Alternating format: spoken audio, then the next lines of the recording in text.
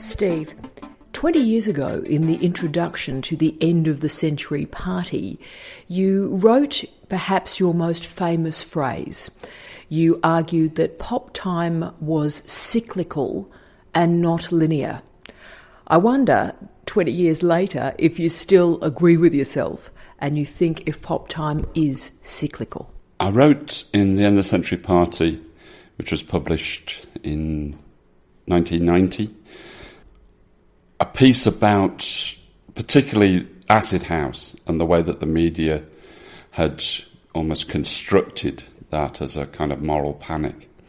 And at the same time, pop music writers like John Savage, who was actually a visiting professor at the Manchester Institute for Popular Culture, which I co-directed a couple of years later, wrote similar sorts of things about pop time on all sorts of aspects of popular cultural style and popular cultural time.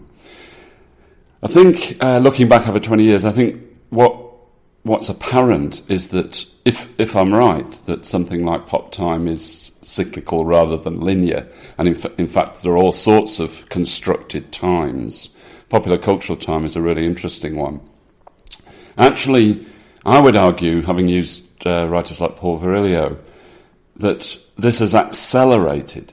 Actually, if the cyclical time has replaced linear time, what's really happened is that cyclical time has speeded up. And what you've got over the last 20 years is a shorter space between the time of an origin, if you like acid house, and then the repeat, the revival of that kind of culture.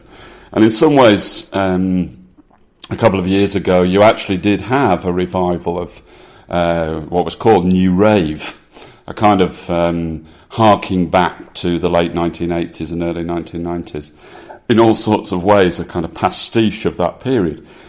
But I think there have been lots of different revivals within pop time.